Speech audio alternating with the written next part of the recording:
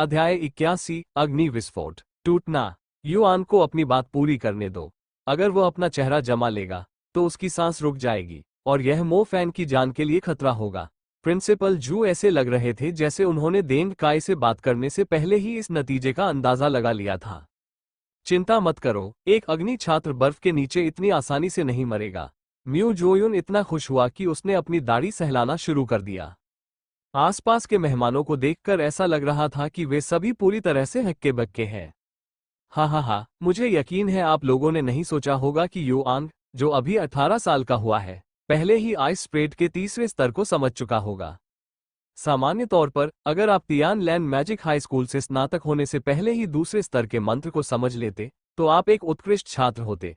अगर इस तरह के छात्रों को उनके प्रैक्टिकल में भी अच्छे अंक मिलते तो उनमें से ज्यादातर निश्चित रूप से एक अच्छे मैजिक विश्वविद्यालय में प्रवेश पा सकते थे। जहां तक तीसरे स्तर के मंत्र का प्रश्न है, कौन जानता था कि उसे सीखने में कितने वर्ष लगेंगे।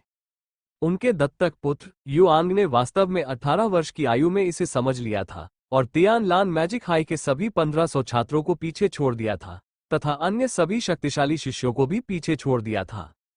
ये छोटा सा मो फैन सच में अपनी काबिलियत को ज्यादा आंक रहा है।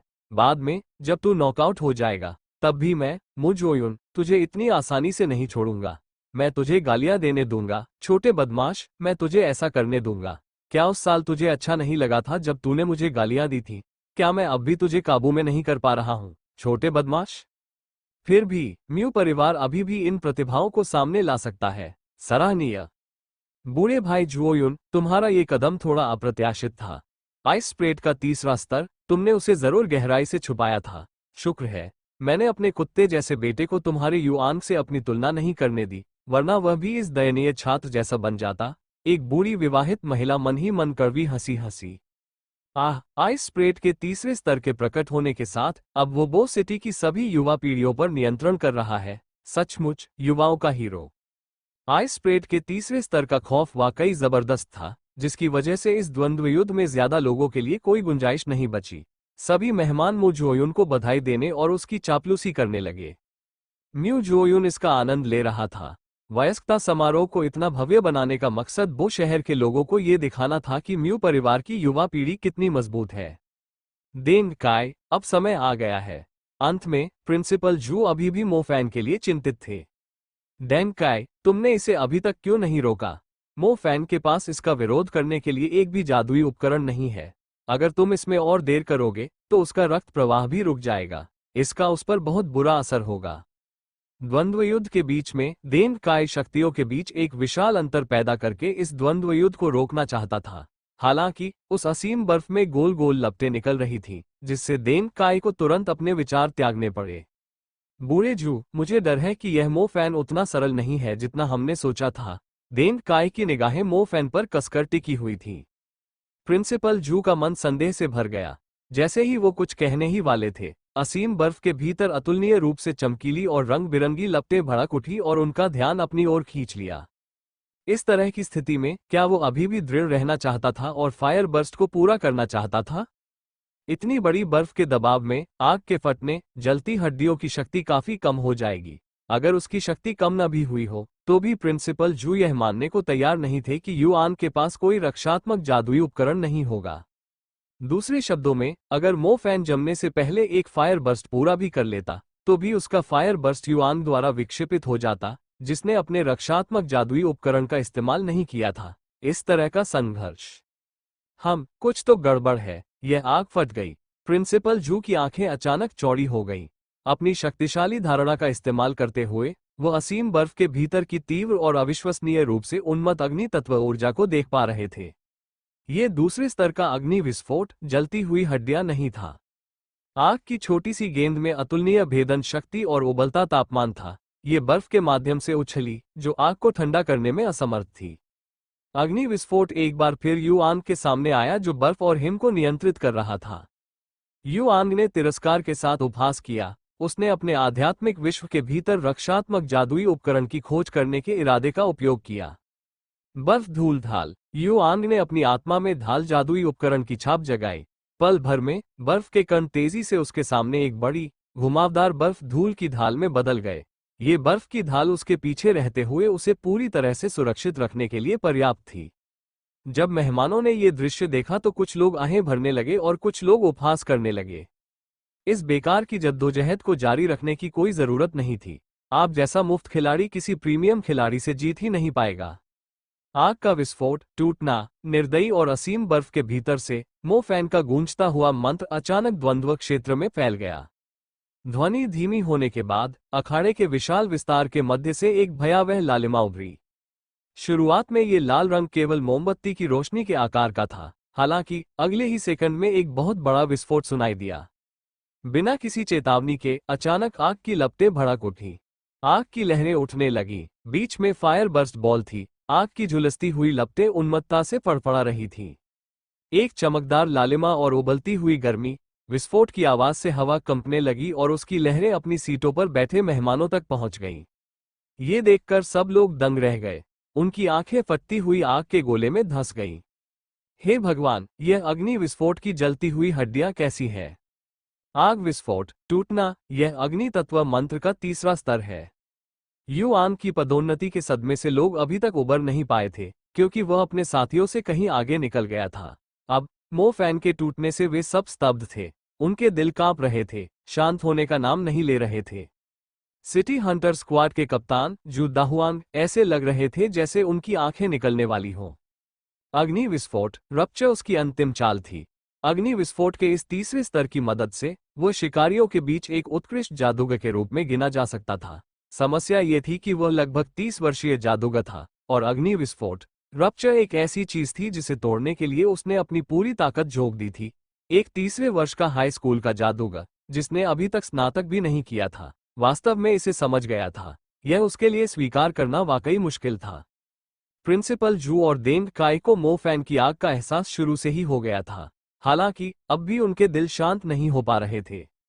इतने वर्षों तक स्कूल चलाने के बाद एक छात्र जो स्नातक होने से पहले फायर बर्स्ट के तीसरे स्तर को समझने में सक्षम था, उन्हें यह भी याद नहीं था कि पिछले स्तर को कितने साल हो गए थे। तुम्हें पता होना चाहिए था कि कुछ ही सेकंड पहले वे इस बात पर आहें भर रहे थे कि कैसे एक पुश्तैनी परिवार का शिष्य है। जादू स्कूल का कोई भी छात्र चाहे कितना भी अच्छा क्यों न हो, वे मुकाबला नहीं कर पाएंगे। किसे पता था कि अगले ही पल मो फैन उन्हें कुछ ऐसा दे देगा जो उनकी कल्पना से भी परे होगा। क्या ये बच्चा विचित्र था?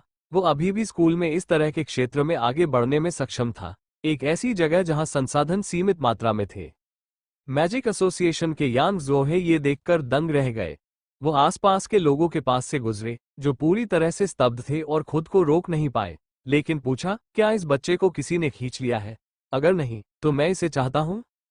झो परिवार के झो मिंगजुन असंतुष्ट थे क्योंकि उन्होंने तुरंत कहा, आपके जादू संघ के पास कोई अच्छा अग्नि तत्व संसाधन नहीं है। आपको उसे हमारे झो परिवार के पास छोड़ देना चाहिए। ये बच्चा हमारी सेना का है, इसे हमसे मत चुराना। लुओ युनबो खुद को रोक नहीं सका। वो जल्दी से खड़ा हुआ और अपनी बात कही। युआंग, एक पूर्वज परिवार का शिष्य, वो नगर के लिए लगभग सर्वोत्तम संसाधन प्रदान करता था। ऐसी स्थिति में उसने हिम तत्व मंत्र के तीसरे स्तर तक साधना की थी, जिससे लोग अंतहीन विलाप करते थे।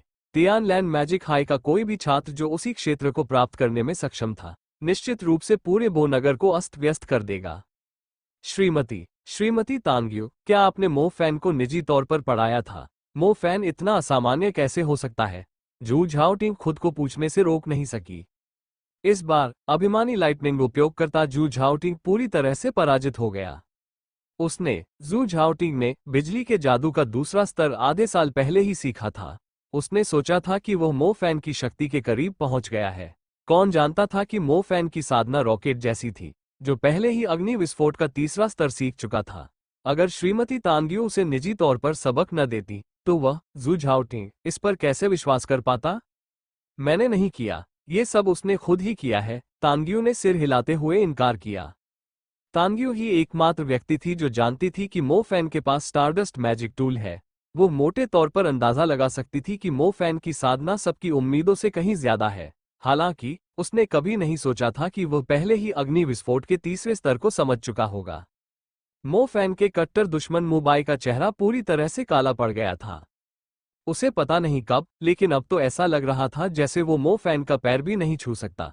अगर ये लेवल 3 का फायर बर्स्ट उसके चेहरे की तरफ उड़ता तो वो कुछ ही सेकंड में अपने कुत्ते की जान गंवा देता। जोयुन, भाई जोयुन, म्यू हे वहां बैठा था, उसका चेहरा बेहद कठोर हो गया था। म्यू जोयुन की छाती कुछ देर पहले ही ऊपर नीचे होने लगी थी, उसका चेहरा गुस्से से भरा था, लेकिन ज्यादातर तो अंतहीन विस्मय ही था। मैंने सचमुच उसे कम आंका था। अंततः म्यू जोयुन खुद को रोक नहीं सका और ये शब्द बोल पड़ा। म्यू हे मो जियाक्सिंग की ओर देखने से खुद को रोक नहीं सका, जो उससे तिरछे बैठे थे। क्या इस सीधे सादे और मूर्ख ड्राइवर की किस्मत सचमुच पलट गई थी? अपने बच्चे को जादू अकादमी भेजने के लिए अपने पूरे परिवार की दौलत गंवा देने के बाद उसने सचमुच एक जादुई प्रतिभा पैदा कर दी थी। आग के फटने का तीसरा स्तर, युआन को देखो, वो अनगिनत संसाधनों को खाकर ही बर्फ के फैलाव के तीसरे स्तर तक पहुंचा है। सीटों पर बैठे सभी अतिथियों के चेहरे पर अंतहीन आश्चर्य झलक रहा था। अखाड़े में बेतहाशा लहराती बर्फ आखिरकार कमजोर पड़ गई। लोग धीरे धीरे छात्र मो फैन को गर्व से खड़ा देख सकते थे।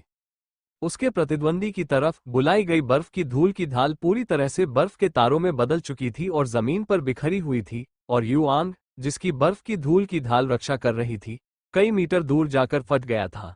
उसके नए राजकुमार जैसे सफेद वस्त्र विस्फोट में समा गए थे और राख में बदल गए थे। जमीन पर पड़े हुए उसका पूरा शरीर एक बेचारे व्यक्ति की तरह था। अब उसमें आज के मुख्य पात्र जैसा साहस नहीं रहा। बर्फ आखिरकार पिघल गई। मो फैन ने जमीन पर पड़े युआन की ओर बढ़ने से पहले अपने शरीर के गर्म होने का इंतजार किया। अरे, क्या तुम सचमुच सोचते हो कि इस दुनिया में तुम ही एकमात्र ऐसे व्यक्ति हो जिसने तीसरे स्तर का मंत्र समझ लिया है?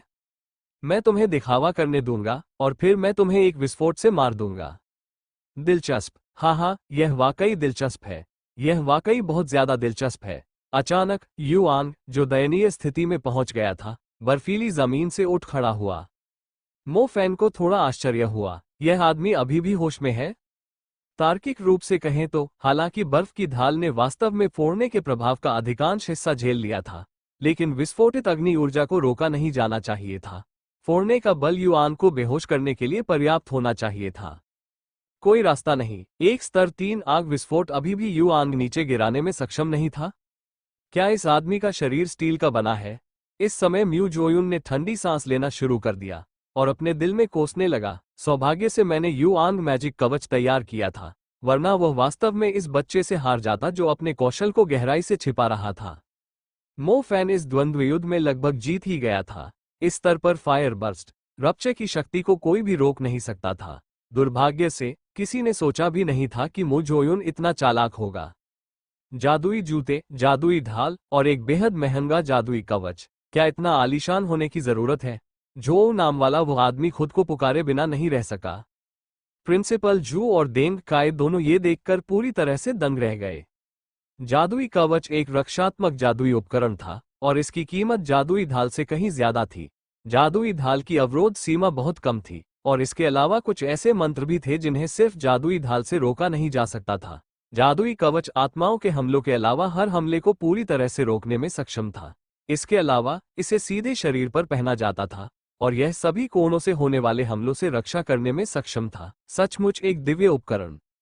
मैं सबको बताना भूल गया। अपने बेटे के वयस्क होने पर मैंने उसे खास तौर पर एक बर्फ रेशम कीट कवच दिया था ताकि वो चुपके से होने वाले हमलों से बच सके। म्यू जोयुन ने अपनी मूंछें रगड़ते हुए अपने मेहमानों से धीरे से कहा।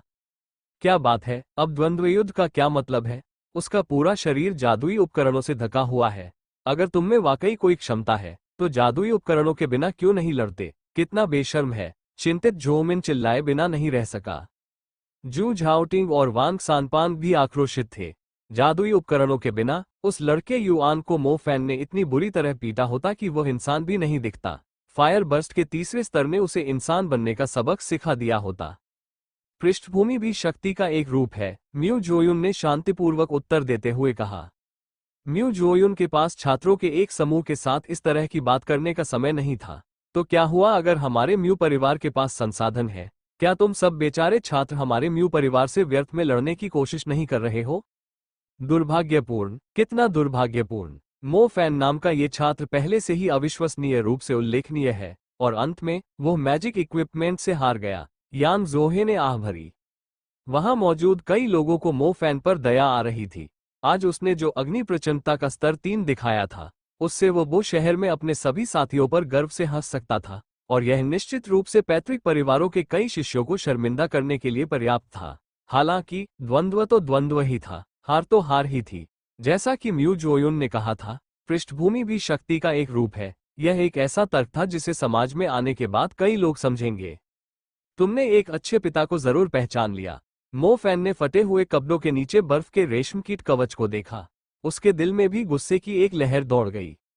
जादुई जूते, जादुई ढाल और जादुई कवच का एक और उपकरण जो उसे जीवित रहने का कोई रास्ता नहीं दे रहा था। यू आंग अभी भी मुस्कुरा रहा था, उसकी नजर से सभी लोग उससे घृणा कर रहे थे। सच कहूं तो तुम पहले से ही बहुत अच्छा कर रहे हो। मुझे लगा था कि तुम कोई जोकर हो जो जानबूझकर भीड़ को खुश कर रहा है, लेकिन पता चला कि तुम जानबूझकर अपनी क्षमता छिपा रहे हो, और इस बार इस मौके का इस्तेमाल दुनिया को हैरान करने के लिए करना चाहते थे। कितना बदकिस्मत, तुम बस इतने ही करीब थे। हा हा हा। यू आंग हंसा, उसे मो फैन द्वारा फायर बर्स्ट रप्चर का फिर से इस्तेमाल करने की परवाह नहीं थी। मैदान के किनारे खड़े, चेहरे पर निराशा के भाव लिए, देन काय को समझ नहीं आ रहा था कि क्या करे। आखिरकार वो मो फैन को याद दिलाने से खुद को रोक नहीं पाया। मो फैन, हार मान लो। बर्फीला रेशमकीट कवच खास तौर पर अग्नि तत्वों के जादू को रोकने के लिए बनाया गया है। मुझे डर है कि तुम्हारा अग्नि विस्फोट रप्चर युआन को घायल नहीं कर पाएगा। डैंग काई गलत नहीं है। मेरे अगले आइस स्प्रेड में तुम एक बर्फ के टुकड़े में बदल जाओगे। जमने के बाद यह और भी पेचीदा हो जाएगा। तुम मेरे दत्तक पिता के सामने जाकर उन्हें प्रणाम कर सकते हो। इसे मैं तुम्हारे प्रति थोड़ा नरमी भरा व्यवहार मान सकता हूँ, जिन्हें एक बुरा प्रतिद्वंद्वी नहीं माना जा सकता। युआंग वहां खड़ा था, अपना आइस सिल्कवर्म कवच पहने हुए। वो ऐसा लग रहा था जैसे कोई ऊपर से मो फैन को देख रहा हो। युआंग की गर्व भरी निगाहें उसके घोड़े पर बहुत ऊंची थीं। म्यू जोयुन, उस चालाक लोमड़ी की हंसी ने भी मो फैन को बहुत क्रोधित कर दिया। क्या पृष्ठभूमि भी ताकत का एक रूप है? मो फैन भी हंसना चाहते थे, लेकिन वो अभी ऐसा करने में असमर्थ थे। उसने पूरी तरह से बैठे मेहमानों की तरफ देखा, वो शहर में ऊंचे ओहदे वाले लोगों को देखा। ऐसा लग रहा था कि सभी ने म्यू जोयुन की बात मान ली थी, और सब उसकी तरफ देखते हुए थोड़ी सहानुभूति से भर गए। मो जोयुन, बो सिटी के दोनों युवाओं ने अपनी अतुलनीय प्रतिभा का परिचय दिया है, तो चलिए इसे यहीं समाप्त करते हैं। बो सिटी के मुख्य पात्रों में से एक होने के नाते आपको उस युवा की उन्मत्त बातों को हंसी के रूप में खारिज करना चाहिए। प्रिंसिपल जू ने आखिरकार कहने के लिए अपना मुंह खोला। उपस्थित सभी अतिथि वास्तव में मो फैन और म्यू जोयुन के आसपास की घटनाओं से परिचित थे, और वे ये भी जानते थे कि यदि मो फैन ये द्वंद्व युद्ध हार जाता है, तो उसे तब तक माफी मांगनी होगी जब तक म्यू जोयुन संतुष्ट न हो जाए। मो फैन के प्रदर्शन ने लोगों में सनसनी मचा दी थी। एक प्रतिभाशाली खिलाड़ी जो खुद ही फायर बर्स्ट के तीसरे स्तर तक साधना करने में सक्षम था, निश्चित रूप से सभी की प्रशंसा का पात्र था। इस समय म्यू निंगज्यू ने भी अपनी दो पुतलियां म्यू जोयुन के चेहरे पर रख दी। उसे भी उम्मीद थी कि उसके पिता उसे गिरा देंगे। अगर इस द्वंद्व युद्ध में युआन को जादुई उपकरणों में बढ़त न मिली होती, तो वह मो फैन से हार जाता, जिसने सबकी उम्मीदों से बढ़कर प्रदर्शन किया था। मो निंगज्यू को लगा कि इस जीत का कोई मतलब नहीं है। बस भूल जाओ। ऐसा कैसे हो सकता है? म्यू जोयुन ने ठंडी सांस ली। अगर कोई छोटी सी चीज उसके चेहरे पर दौड़कर उसे कोसते हुए उसकी ओर इशारा करने की हिम्मत करती, तो वह म्यू जोयुन वो शहर में कैसे दखलंदाजी कर सकता था? जीत तो जीत होती है, जो वादा पहले किया था वो पूरा होना चाहिए। मो जियाक्सी, आप किस बात से खुश हैं? क्या आपको नहीं पता कि आपका बेटा सबके सामने झुकने वाला है? एक बूढ़े माली ने तिरछी सीटों से पूछा। कौन सा प्रणाम? मो जियाक्सिंग ने भावशून्य चेहरे से पूछा। मो जियाक्सिंग खुश था क्योंकि उसने कभी नहीं सोचा था कि उसका अपना बेटा शहर के महत्वपूर्ण किरदारों को इतना भावुक कर देगा।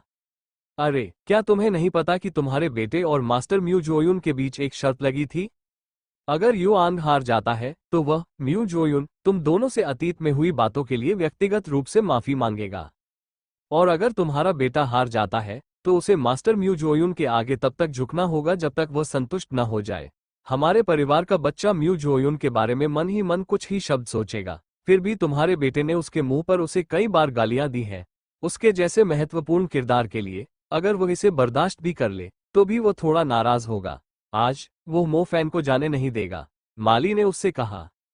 मो जियाक्सिंग को शर्त लगाने के बारे में कोई जानकारी नहीं थी, वो वास्तव में एक पूरी तरह से भ्रमित पिता था। जब मो जियाक्सिंग को ये बात पता चली, तो वो दंग रह गया। उसे वास्तव में इस मामले की जानकारी नहीं थी। वह अपने बेटे की जिद और घमंड को लेकर बिल्कुल स्पष्ट थे। ऐसे मौकों पर उसे अपने सहपाठियों, शिक्षकों, पड़ोसियों और मू निंगजू के सामने झुककर माफी मांगनी पड़ी। आजकल के बच्चे कैसे होते हैं? कुछ तो ऐसे होते हैं जो थप्पड़ लगने पर छत से कूद जाते हैं। अगर ऐसे मौके पर वह झुक भी जाए तो फिर सिर भी नहीं उठा पाएगा। मो जियाक सिंह जल्दी से उठकर बीच में मेजबान की सीट की ओर दौड़े। Master mu, master mu. मो जियाक सिंह म्यू जोयुन की ओर चिल्लाया। ओह, यह मो जियाक सिंह है। म्यू जोयुन ने आंखें मूंद ली। उसने अभी भी इस बूढ़े ड्राइवर को पहचान लिया। इतने साल हो गए हैं, ये देखते हुए चलो किसी बच्चे के लिए इसे मुश्किल न बनाएं। सोचो, आज इतने सारे लोगों के सामने, और उनमें से कई उसके सहपाठी, शिक्षक, दोस्त हैं। मो जियाक सिंह ने जल्दी से विनती की। मत करो, मत करो, मुझसे इस बारे में बात मत करो कि कितने साल हो गए। तुम ऐसे बात कर रहे हो जैसे मैंने तुम्हें कोई मेहनताना नहीं दिया। उस समय तो मैं तुम्हारी भावनाओं के प्रति पहले ही नर्म हो चुका था। इस बार तुम चाहे कुछ भी कहो, मैं उसे हरगिज नहीं जाने दूंगा। म्यू जुओयुन का रुख दृढ़ था। मो जियाक सिंह तुरंत घबरा गया। उसने सोचा भी नहीं था कि माफी मांगने और झुकने जैसी कोई बात होती है। आजकल की पीढ़ी को देखते हुए और अपने चरम पर होने के कारण यदि वो इतने सारे लोगों के सामने झुककर माफी मांगे तो उसके आत्मसम्मान पर किस प्रकार का आघात होगा। तो मैं उसकी जगह ले लूंगा। मुझे उसकी जगह लेने दो। बच्चे को सिखाया नहीं गया, पिता जिम्मेदारी लेते हैं। मैं उसकी जगह ले लूंगा और तुम्हें प्रणाम करके माफी मांगूंगा। जब तुम संतुष्ट हो जाओगी तभी मैं उठूंगा। मो जियाक सिंह ने चेहरे पर घबराहट के भाव के साथ कहा। शब्द तो बस शब्द थे। ये बूढ़ा ड्राइवर सचमुच अनगिनत लोगों के सामने घुटनों के बल बैठ गया। उसकी झुर्रीदार आंखें अभी भी बैठे मो जोयुन को देखने के लिए ऊपर उठी। सभी की निगाहें तुरंत मो जियाक सिंह के शरीर पर केंद्रित हो गईं। जैसे ही मो जियाक सिंह ने अपने ऊपर ये निगाहें महसूस की, उसे भी बहुत अपमान महसूस हुआ। हालांकि अगर उन्होंने इसके बारे में सोचा, अगर वे मो फैन को, जिसने अपने साथियों के समान स्तर से कहीं अधिक अपने जादू को विकसित किया था, इस तरह का काम करने देंगे, तो अपमान निश्चित रूप से कई गुना बढ़ जाएगा। उसे बो शहर के महत्वपूर्ण पात्रों का अनुमोदन पहले ही मिल चुका था और उसने युआन को लगभग हरा ही दिया था, जिसे म्यू परिवार ने बड़ी सावधानी से पाला था। इन 3 सालों में उसने सचमुच कड़ी मेहनत की होगी। वो बहुत ही चतुर युवक था। उसने म्यू जोयुन के साथ ऐसी शर्त इसलिए लगाई थी क्योंकि वह अपने पिता के रूप में पूरी तरह से असफल होने पर वह सम्मान पाना चाहता था जो उसने तब खो दिया था जब उसे कुत्ते की तरह भगा दिया गया था। ये बच्चा उससे कहीं ज्यादा ताकतवर था। आगे चलकर वह जरूर एक बहुत ही कुशल जादूगर बनेगा। अगर वह अपने बेटे को किसी के आगे झुकने देता तो यह एक दर्दनाक अनुभव होता जो उसे जिंदगी भर सहना पड़ता। वो खुद बस एक बूढ़ा ड्राइवर था, एक बूढ़ा आदमी जिसका कोई भविष्य नहीं था। जिंदगी भर के लिए अपनी इज्जत गंवाने वाली इस तरह की बात से उसे जरा भी तकलीफ नहीं होती थी। म्यू जोयुन को देखते हुए मो जियाक सिंह समझ गया कि म्यू जोयुन का गुस्सा शांत नहीं होगा। उसने दांत पीसते हुए प्रणाम किया। द्वंद्वयुद्ध के मैदान में मो फैन ने अचानक ये दृश्य देखा। उसके दिल में मानो तीर लग गया हो और ऐसा दर्द हुआ जो उसने पहले कभी महसूस नहीं किया था। लंबे और अलग थलग रहने वाले लोग शुरू से अंत तक ऐसे ही रहेंगे। नीच लोग सदैव नीच ही रहेंगे। क्या इस समाज में लोग सचमुच समान हैं? यदि यह वास्तव में बराबर था तो ऐसी कोई बात नहीं होती कि उसे भगा दिया जाए क्योंकि वो और म्यू निंगसू करीब थे। अगर सच में बराबरी होती तो उनका अपना घर नहीं छीना जाता। उसके लिए वो घर जो हवा को रोकता था और उन्हें बारिश से बचाता था, म्यू हे के लिए सागर की एक बूंद के समान था। अगर यह वाकई बराबर होता तो इतने सारे जादुई उपकरण पैसे से खरीदे गए जादुई द्वंद्व युद्ध में नहीं होते जिसे इतने सारे लोग देखते थे। यह एक विशाल पहाड़ जैसा था जिसे पार करना उसके जैसे आम आदमी के लिए बेहद मुश्किल था। पुराने जमाने में सामाजिक रैंकिंग वाकई स्पष्ट होती थी, जिससे लोगों को ये समझने में मदद मिलती थी कि इस समाज में उनकी क्या स्थिति है। आज के जमाने में सबसे डरावनी बात यह है कि भले ही आप उनके जैसे ही स्तर के हों, लेकिन आपको इस बात का अंदाजा नहीं होता कि स्कूल से निकलने से पहले कोई आपको यह नहीं बताएगा कि समाज में कदम रखते ही अचानक बिजली गिरेगी। यह आपको बिना तैयारी के ही पकड़ लेगी और आपको इतना दर्द होगा कि आप मरना ही पसंद करेंगे। घुटने टेकने वाले लोग, बैठे हुए लोग, यद्यपि आप अधिकतर समय खड़े रहते हैं, लेकिन इसमें और घुटने टेकने में कोई अंतर नहीं है। पिताजी, खड़े हो जाइए। मो फैन उस जगह की ओर मुड़ा जहां मो जियाक सिंह और म्यू जोयुन थे। मो जियाक सिंह ने अपना सिर घुमाया, लेकिन उसके घुटनों में खड़े होने की हिम्मत नहीं थी। मो जियाक सिंह इस बात से बहुत डरे हुए थे कि मो जोयुन चाहते थे कि मो फैन खुद आकर माफी मांग ले। म्यू जोयुन वहीं बैठा रहा, उदासीन भाव से। मो फैन ने अपने पिता की ओर देखा, जिन्होंने एक बार फिर उसके लिए एक महान बलिदान दिया था, और फिर म्यू जोयुन की ओर देखा, जिसे इस मामले को जाने देने में कोई दिलचस्पी नहीं थी। पिताजी, इतनी जल्दी मो जोयुन को उपहार वापस मत लौटाए, द्वंद्वयुद्ध अभी खत्म नहीं हुआ है। मो फैन ने मो जियाक्सिंग की ओर देखा, उसकी आंखें बर्फीले क्रोध से भरी थीं। उपहार लौटा दो। मो जियाक्सिंग को पता ही नहीं था कि उसका अपना बेटा क्या कह रहा है। म्यू जोयुन को भी नहीं पता था कि यह आदमी क्या कह रहा था। तोहफा लौटा दो। क्या तुम ये कह रहे हो कि मुझे, म्यू जोयुन को भी घुटने टेककर तुमसे माफी मांगनी चाहिए? मो फैन, तुम्हें हमारी मूर्खता की सजा भुगतनी पड़ेगी। अभी तो तुम्हारे पिता सबके सामने मेरे पालक पिता के सामने घुटने टेक रहे हैं। मुझे लगता है इससे तुम्हें खुद झुकने से भी ज्यादा बुरा लग रहा है। युआंग ने यह नजारा देखा तो उसके मन में जरा भी हमदर्दी नहीं थी, बल्कि वो फिर से हंस पड़ा। वह तो बस एक तोहफा लौटा रहा है। मेरे पिताजी एक सीधे सादे और ईमानदार इंसान है, उन्हें लगता है कि तोहफा लौटाना ज्यादा ईमानदारी होगी। मो फैन पलटा, उसकी आंखें युआन को घूर रही थीं जो अभी भी हंस रहा था। मैं देख रहा हूं कि जब तक तुम्हें हकीकत का सामना नहीं करना पड़ता, तब तक तुम यकीन नहीं करोगे। ऐसे में पहले मैं तुम्हें बर्फ के टुकड़े में बदल दूं, और फिर धीरे धीरे इस तरह के समारोह का आनंद लूं, जिससे तुम वो शहर में फिर कभी अपना सिर नहीं उठा पाओगे। युआन ने कसम खाई, उसकी आंखों से तिरस्कार टपक रहा था। युआन की आंखों में बर्फ के तारे तेजी से एक दूसरे से जुड़ने लगे। अपने शरीर पर बर्फ के रेशमकीट कवच के साथ युआन को मो फैन के अग्नि विस्फोट से बाधित होने की कोई चिंता नहीं थी, भले ही यह मो फैन उससे ज्यादा तेज था। दूसरी ओर मो फैन की आंखें बेहद ठंडी थीं। अगर म्यू जोयुन का इन मामलों को छोड़ने का जरा भी इरादा होता, तो वो आज इन मामलों को छोड़ ही देता। लेकिन बाप बेटे के अहंकार और तर्कहीनता ने मो फैन को पूरी तरह से भड़का दिया था। उसका दृढ़ विश्वास था कि यदि वह ये द्वंद्व युद्ध नहीं जीतता, तो उसे एक ऐसा दृश्य देखना पड़ेगा, जिसमें उसके पिता अपने मूर्ख पुत्र के लिए तब तक झुकेंगे, जब तक कि उनका खून न बहने लगे। हालांकि, क्या वो सचमुच इतना मूर्ख था? आज मैं सबको ये समझाऊंगा कि एक चिंगारी से मैदान में आग लगने का क्या मतलब होता है। पृष्ठभूमि भी ताकत का एक रूप है। मो फैन खुद को रोक नहीं पाए और जोर से हंसने लगे। अगले ही पल उसकी हंसी थम गई। उसकी हंसी की जगह एक ऐसी दबंग आभा छा गई जो पहले किसी ने नहीं देखी थी। ऐसे में तो मेरी जन्मजात प्रतिभा भी एक प्रकार की शक्ति है। क्या तुम सच में सोचते हो कि मैं, मो फैन, ऐसे ही हार जाऊंगा? मेरी बिजली की शक्ति का स्वाद लो। बैंगनी रंग की पुतलियां अचानक प्रकट हुई।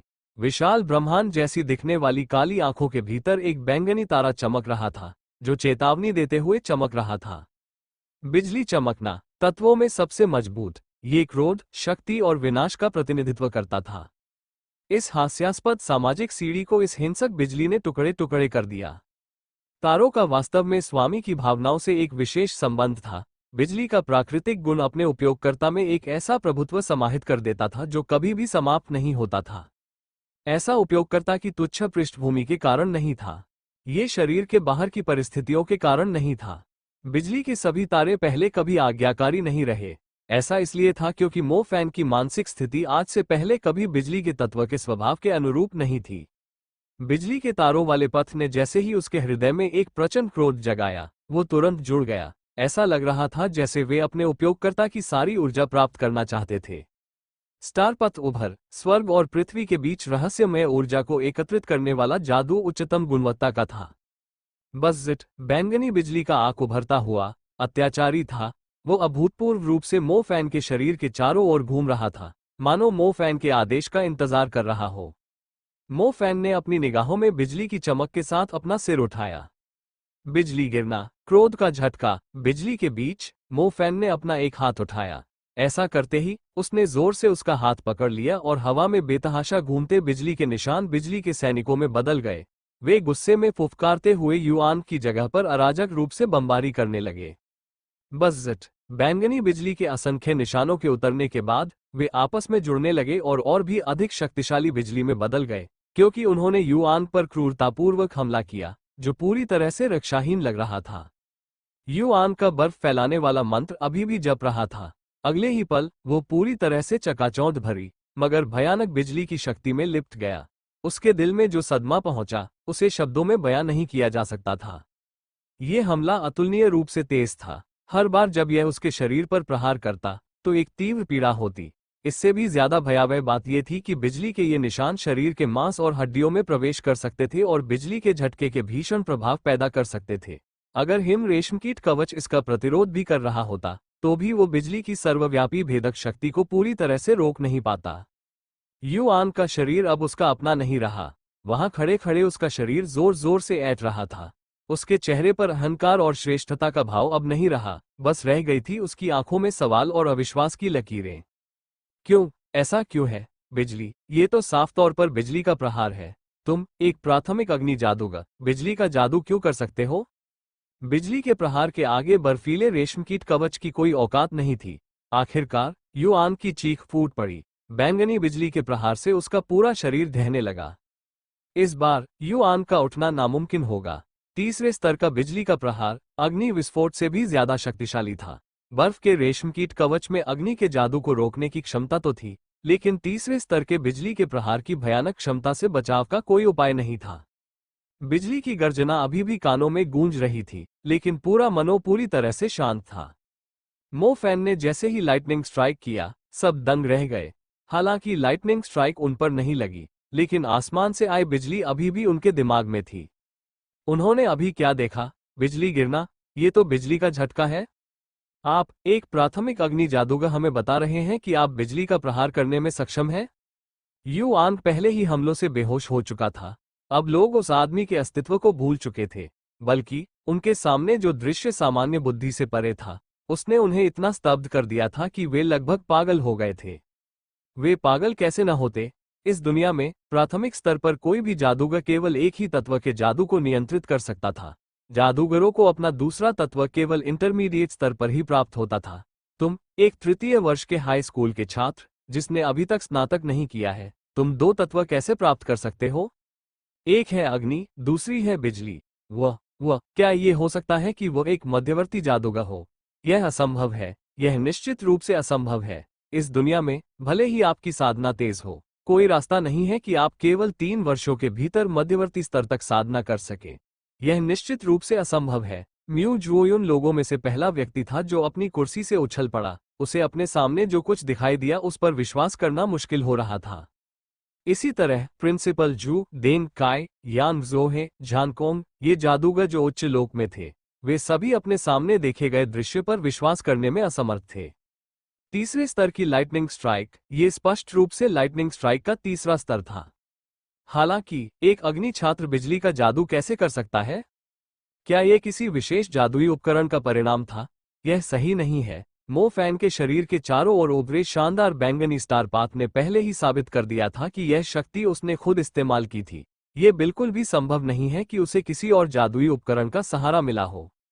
इस जगह का एकमात्र बिजली जादूगर जू झाओटिंग और भी अधिक अचंभित था।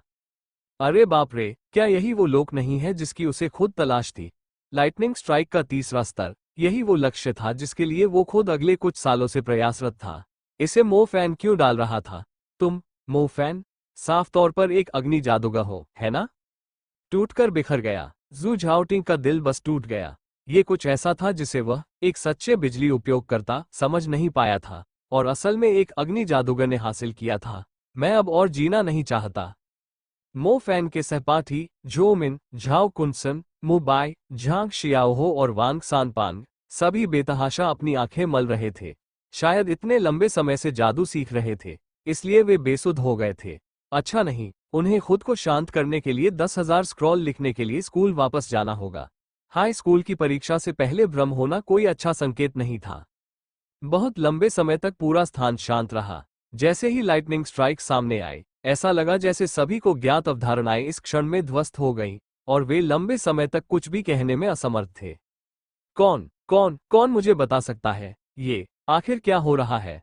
झो उपनाम वाला आदमी भी अपनी कुर्सी से उछल पड़ा क्योंकि उसकी नजर बो सिटी के महत्वपूर्ण पात्रों पर पड़ी जो बिजली के प्रहार के प्रदर्शन से पूरी तरह से स्तब्ध थे।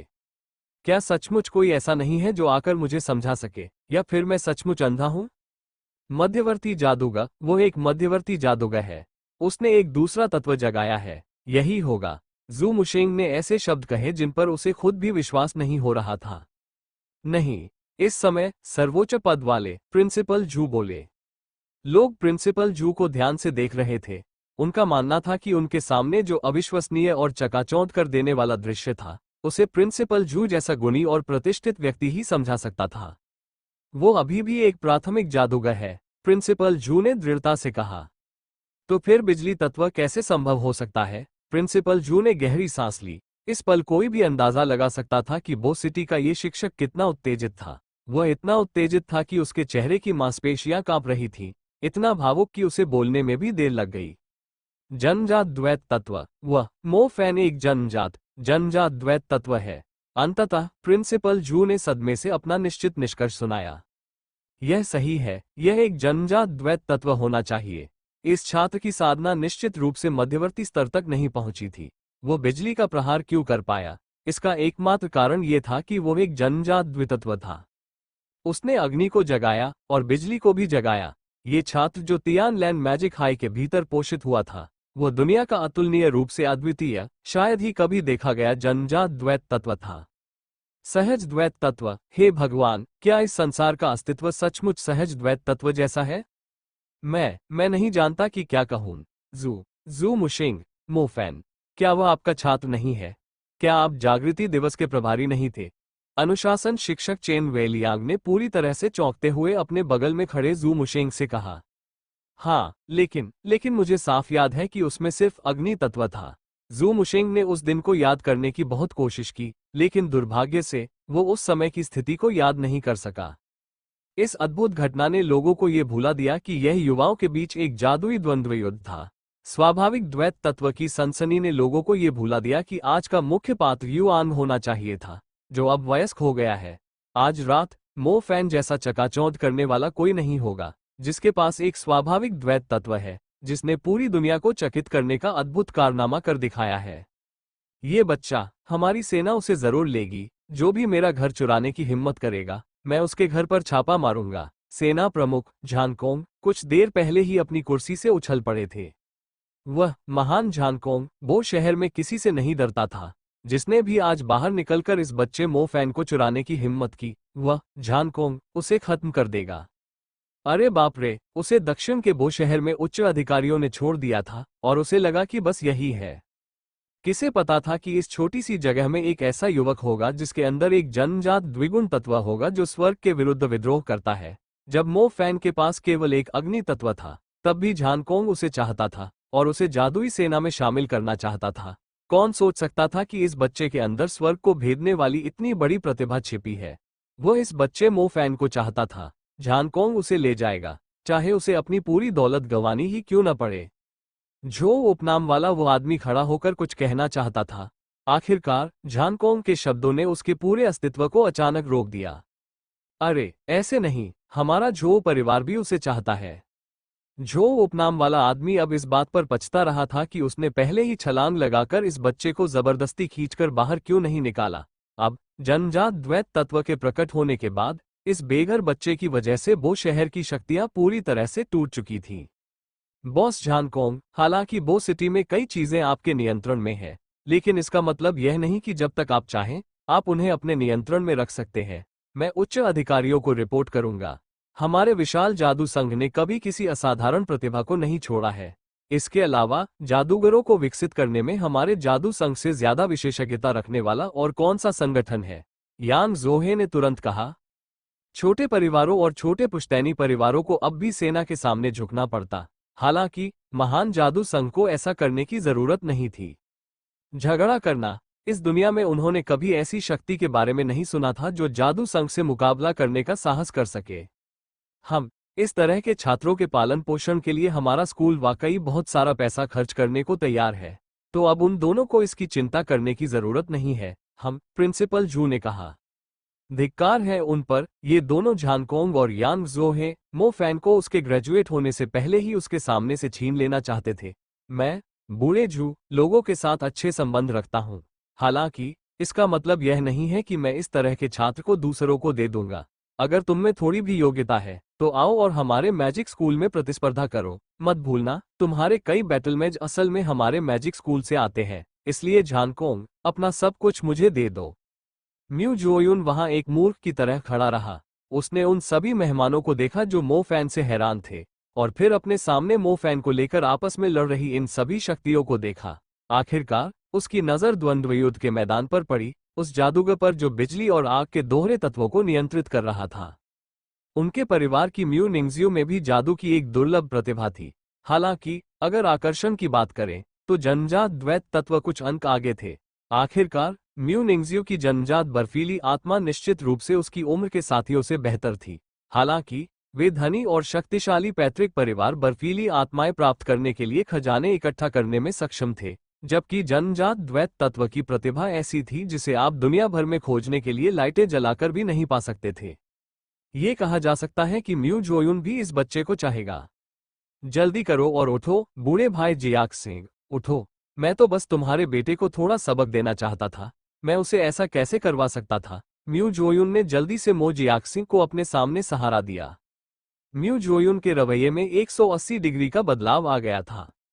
मो जियाक सिंह के सहारे उठने के बाद उसने अविश्वास से अपने आसपास की चीजों को देखा। शायद एक ड्राइवर को ये पता नहीं होगा कि जन्मजात द्वैत तत्व वास्तव में क्या दर्शाता है, लेकिन पहले और वर्तमान में इन महत्वपूर्ण पात्रों के भावों में आए परिवर्तन को देखकर वो ये समझने में सक्षम था कि उसका अपना बेटा कितना अद्भुत था। नहीं, अविश्वसनीय होना ही इसका वर्णन करने के लिए पर्याप्त नहीं था। शायद उनका बेटा ही पूरे बो शहर में सनसनी फैलाने के लिए पर्याप्त था। ये बहुत अच्छा था। तियानलैंड मैजिक हाई में प्रवेश पाने के लिए अपनी इकलौती पारिवारिक संपत्ति बेचना व्यर्थ नहीं गया। अगर वो जरा भी हिचकिचाता तो एक अद्भुत जादूगर को मार गिराता। बो सिटी के इन सभी महत्वपूर्ण किरदारों को देखो, उनके चेहरों के भाव देखो, उन्हें लड़ते हुए देखो। हे भगवान, मैं मो जियाक सिंह, जिसके पास न कोई नैतिकता है न कोई योग्यता, वो इतने अद्भुत बेटे को जन्म देने में सक्षम हूँ।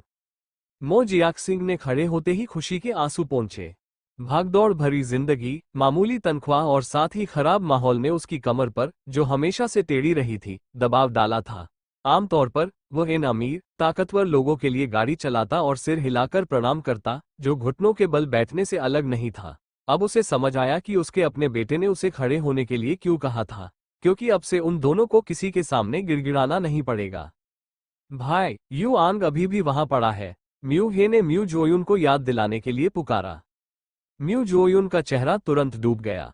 अरे, वो तो भूल ही गया था कि आज उसके बेटे यू आन का कमिंग ऑफ एज समारोह है। उसका भव्य और औपचारिक कमिंग ऑफ एज समारोह इस बदचलन मो फैन के लिए बो सिटी में सनसनी मचाने वाला दिन बन गया था। इससे भी ज्यादा अफसोस की बात यह थी कि वे ये जादुई द्वंद्व युद्ध हार गए थे। इसका मतलब था कि म्यू जोयुन को अपने खास मेहमानों के सामने पिता पुत्र से माफी मांगनी पड़ेगी। इस बिंदु के बारे में सोचते हुए म्यू जोयुन को अपनी छाती में कुछ तेज गड़गड़ाहट महसूस हुई और उसका रक्तचाप बहुत बढ़ गया। अखाड़े में मो फैन को युआन को देखने का भी मन नहीं कर रहा था, जो बिजली की बौछार से बमबारी के बाद एक मृत कुत्ते की तरह बदल गया था। बैकग्राउंड, क्या तुम मुझसे बैकग्राउंड के बारे में बात करना चाहते हो? मैं तुम्हें बिजली के झटके से एक ऐसा कुत्ता बना दूंगा जो अमीर बनने का नाटक करता है। जैसे ही वो मुड़ा, मो फैन स्टैंड की ओर चलने लगा। परिणाम इससे अधिक स्पष्ट नहीं हो सकता था, वह जीत गया था। उस सदमे के बावजूद जिसने सभी के शरीर को सुन्न कर दिया था, मो फैन उस बूढ़े बदमाश मू जोयुन की वर्तमान अभिव्यक्ति के बारे में अधिक चिंतित था। जैसी कि उम्मीद थी, वो बूढ़ा बदमाश ऐसा लग रहा था मानो वो खून थूकना चाहता हो, लेकिन ऐसा कर नहीं पा रहा था। मेरे पिताजी ने तुम्हें पहले ही अपना उपहार दे दिया है, बूढ़े, तुम खुद ही फैसला क्यों नहीं करते कि क्या करना है? मो फैन मू जोयुन के सामने चला गया और उसने ठंडे स्वर में कहा, आज का इंतजार है, मैं भी कई सालों से यही चाहता था। आज जब बो सिटी के रुतबे वाले लोग यहाँ होंगे, तो मैं तुम्हें, मू जोयुन को, उस गुस्से से निपटने के लिए अपनी आवाज धीमी करने का अनुभव कराऊंगा। म्यू जोयुन का बूढ़ा चेहरा बुरी तरह से फड़कने लगा। असल में म्यू जोयुन मो फैन को बहुत मानता था। उसे डर था कि यह बच्चा उसकी किस्मत पलट देगा, इसलिए उसने युआन के लिए खास तौर पर जादुई कवच तैयार किया था। हालांकि म्यू जोयुन ने सपने में भी नहीं सोचा था कि मो फैन में जन्मजात द्विगुण तत्व है और उसने बिजली के प्रहार को तीसरे स्तर तक विकसित भी कर लिया है। ये पूरा भव्य वयस्कता समारोह पूरी तरह से इस बच्चे के लिए दुनिया को चौंका देने वाला समारोह बन गया था। ये किसी और के प्रशिक्षु के लिए शादी का जोड़ा बनाने जैसा था। यह एहसास हरी टोपी पहनने जैसा था, जिससे वो गुस्से से उबल पड़ा। वो, चिंता मत करो, चिंता मत करो। मास्टर म्यू जोयुन हमेशा से हमारा ख्याल रखते आए हैं। मो फैन, बस इस मामले को जाने दो। मो जियाक सिंह आखिरकार एक अच्छे और ईमानदार इंसान थे। उनके हिसाब से म्यू जोयुन का घुटनों के बल बैठकर माफी मांगना उनकी हत्या करवाने से अलग नहीं था। खैर, वो फिर भी एक अहम किरदार थे। हाँ, बस इस बात को भूल जाओ। आज की रात ने हम सबके क्षितिज को व्यापक बना दिया है। म्यू हे जल्दी से बीच में कूद पड़ा। उसका रवैया पहले से बिल्कुल अलग था। ये बिल्कुल किसी व्यापारी जैसी मित्रता थी। इसमें कुछ अच्छे इरादे भी थे। बस इसे भूल जाओ। अरे, अगर इस बूढ़े बदमाश म्यू जोयुन का इरादा इसे भूलने का होता तो वह मो फैन उन्हें चौंकाने के लिए बिजली नहीं लाता। हम झुककर माफी मांगने से क्या होता है? मैं म्यू जोयुन वही करूंगा जो मैंने वादा किया है। अगर तुम शर्त लगाने को तैयार हो तो तुम्हें हारने के लिए तैयार रहना होगा। म्यू जोयुन ने गुस्से से ये शब्द कहे। जैसे ही ये शब्द कहे गए, म्यू जोयुन वास्तव में मो जियाक सिंह के सामने खड़ा था। बोले गए शब्द काफी उज्ज्वल थे, फिर भी म्यू जोयुन की हरकतें कुछ हद तक कठोर थीं। क्या उसे सचमुच पिता और पुत्र से क्षमा मांगने की जरूरत थी? ऐसा करने के बाद वह म्यू जोयुन वास्तव में बो सिटी के लोगों के सामने अपना सिर उठाने में असमर्थ हो जाएगा। साले साले बदमाश। उस छोटे से बदमाश मो फैन के शरीर में जन्मजात द्वैत तत्व जैसी स्वर्ग विरोधी प्रतिभा कैसे हो सकती है? कोई आश्चर्य नहीं कि जब वो उस समय इस द्वंद्व युद्ध की शर्त के लिए राजी हुआ था तो वह इतना आश्वस्त क्यों था। पता चला कि उसके हाथ में सचमुच एक ऐसा तुरुप का पत्ता था। बूढ़ा लोमड़ी म्यू जोयुन भी इसी तरह गणनाशील था, लेकिन वह अपने प्रतिद्वंद्वी के जन्मजात द्वैत तत्व का अनुमान लगाने में असमर्थ था। संघर्ष करते हुए म्यू जोयुन ने अपने दांत भींच लिए और उसके घुटने धीरे धीरे मुड़ गए। बूढ़े भाई म्यू जोयुन, तुम्हें ऐसा नहीं करना चाहिए। हमारे बीच कोई गहरी दुश्मनी भी नहीं है। ऐसा होने की कोई जरूरत नहीं है। और यह कैसी सदी है, ऐसा करने की कोई जरूरत ही नहीं है। पुराने जमाने में भी लोग हंस हंसकर पुराने गिले शिकवे भूल जाते थे। हम तो एक दूसरे को लंबे समय से जानते भी हैं। मो जियाक सिंह ने जल्दी से मो जोयुन को सहारा दिया। मो जोयुन ने सदमे में मो जियाक सिंह की ओर देखा। उसके नजरिए से ज्यादातर लोग इस समय खूब मजे कर रहे होंगे। इस दुनिया में कोई भी ऐसा नहीं था जो मो जोयुन की इस झुककर माफी का आनंद ले सके। मो जियाक सिंह की तो बात ही छोड़ दीजिए, जिसने भी उसे पहले एक माफी मांगी थी। मो फैन, अब सब ठीक है, मो जियाक सिंह ने पलटकर मो फैन से कहा। मो फैन ने कंधे उचका दिए। उसके पिता ने भी बोल दिया था, अब वो और क्या कर सकता था? खैर, म्यू जोयुन ने अभी अभी घुटने टेके थे और यह भी कहा जा सकता है कि उन्होंने प्रणाम भी किया था। कई सालों की नाराजगी बिजली के तेज प्रहार से खत्म हो गई।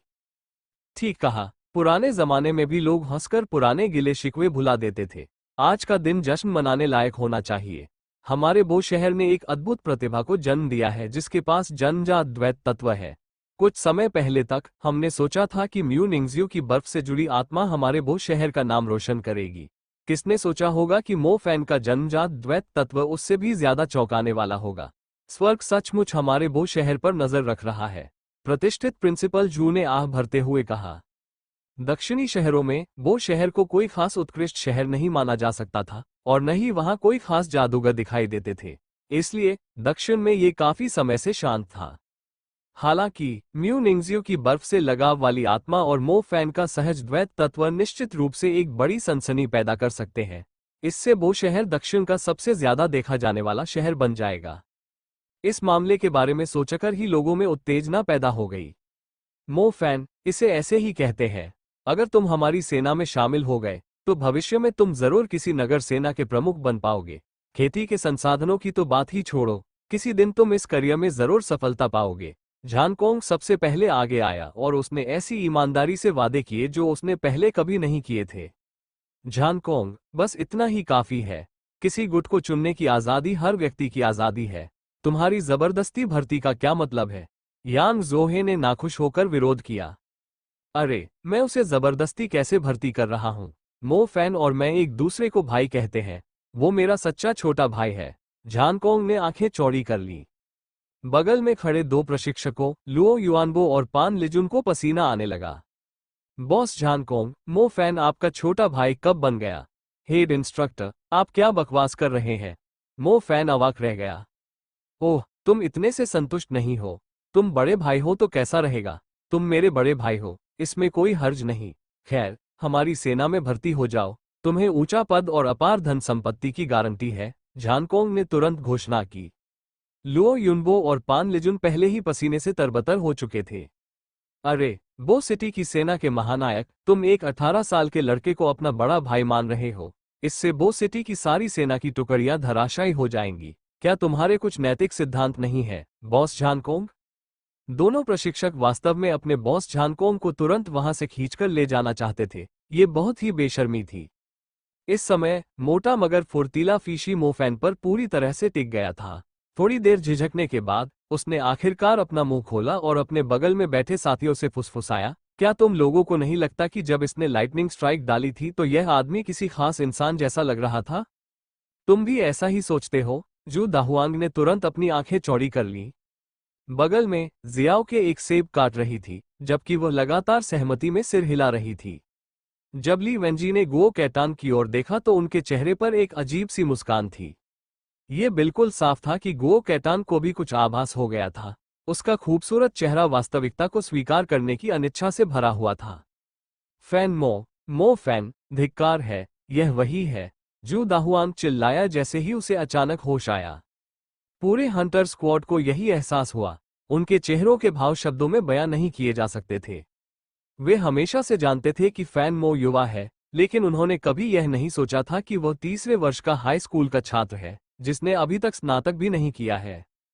सबसे खास बात यह थी कि इस आदमी में न सिर्फ बिजली का तत्व था, बल्कि उसमें एक भयंकर अग्नि तत्व भी था। उसके अग्नि तत्व की शक्ति उनके कैप्टन शू दाहुआंग से भी कम नहीं थी। गुओ कैटान शायद वो शख्स था जिसे इस खुलासे से सबसे ज्यादा उलझन महसूस हुई। दरअसल पिछले 1 साल से उसके साथ बातचीत करने के बाद उसने अपने रहस्यमयी लाइटनिंग सदस्य फैन मो के बारे में अच्छी राय बना ली थी। सभी जानते थे कि एक लाइटनिंग मैच के पास असीमित संभावनाएं होती हैं, और ज्यादातर लाइटनिंग मैच उच्च आय और उच्च पद वाली आसान नौकरी करना पसंद करते थे। युवा और होनहार फैन मो उनके हंटर स्क्वाड का हिस्सा था, और न सिर्फ अपने साथियों के बीच बेहतरीन था, बल्कि ज्यादातर समय बहुत शांत भी रहता था।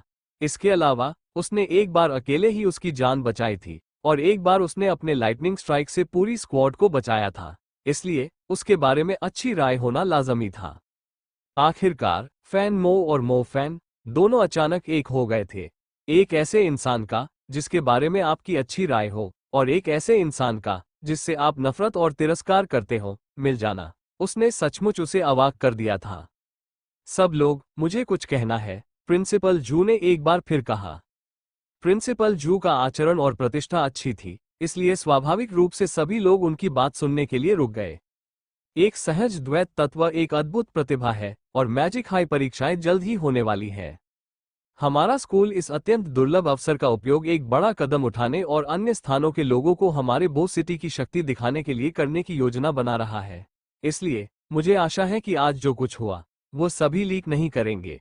राष्ट्रीय मैजिक हाई परीक्षाएं शुरू होने तक प्रतीक्षा करें। हम बो सिटी के अपने अद्भुत जादूगर मो फैन को पूरे देश में धूम मचाने का अवसर देंगे। कैसा रहेगा? प्रिंसिपल जू की आवाज सभी के कानों में गूंज उठी। इस तरह का बड़ा मामला संभवतः मीडिया में फैल जाएगा तथा आकाश और पृथ्वी तक फैल जाएगा।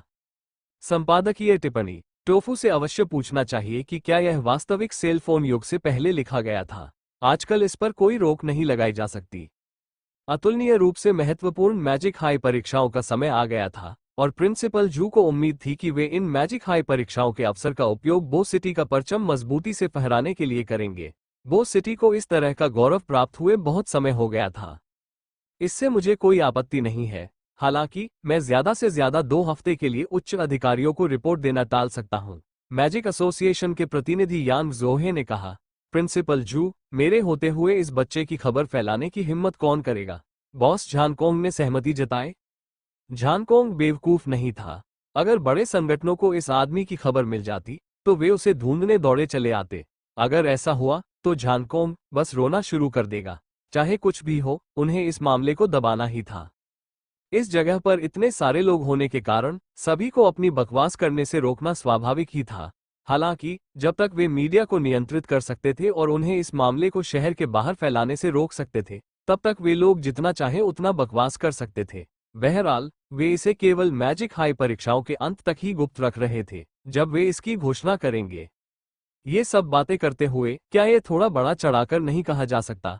उन्हें जादुई स्वाभाविक द्वैत तत्व के लिए मीडिया को भी ब्लॉक करना पड़ता है। वांग सानपांग ने फुसफुसाते हुए कहा।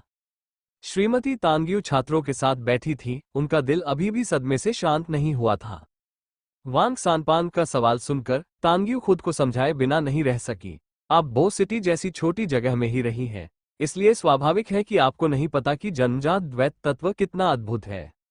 अगर यह खबर फैल गई तो बो सिटी पर एक ही दिन में अविश्वसनीय ताकतों का कब्जा हो जाएगा। इसके अलावा अगर मो फैन कोई गुट चुनता तो कुछ दुष्ट इरादे वाले लोग उसे बढ़ने देने के बजाय उसे मार ही डालते। आखिरकार मो फैन जैसे प्राथमिक जादूगर को चुपके से मारना उनके लिए कोई बड़ी बात नहीं है। इस जानकारी को दबाने से मो फैन के साथ साथ बाकियों को भी फायदा होगा। बिल्कुल नहीं, सच में इतने डरावने लोग होते हैं? क्या इससे वे ब्लैक वेटिकन से अलग नहीं हो जाते?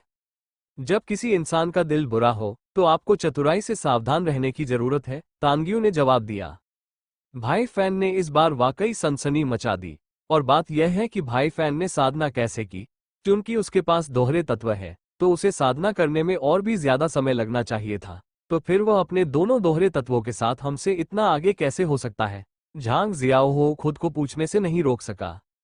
हाँ, जू झाओटिंग के मुंह का कोना फड़कने लगा। झांग शियाहो, क्या तुम चुप नहीं हो सकते? मुझे लगता है कि युआंग तब तक रोएगा जब तक वह मूर्ख न हो जाए। बिल्कुल, क्या तुमने उस बूढ़े बदमाश मू जोयुन को नहीं देखा? हालांकि पहले उसे मो फैन से कुछ दिक्कतें थी, लेकिन अब वो मो फैन को तुरंत अपना धर्मपुत्र मान लेगा। ऐसा कैसे हो सकता है? मुख्य प्रशिक्षक भी मो फैन को अपना भाई बनाना चाहता है। जब मुख्य प्रशिक्षक एक उन्नत जादूगर मो फैन का साथ दे रहा हो तो भला कौन उसे छूने की हिम्मत करेगा? तुलनाएं घृणित है। जब मो फैन के सहपाठी इस पर चर्चा कर रहे थे तब तांग्यू की नजरें पूरे समय मो फैन पर टिकी रही।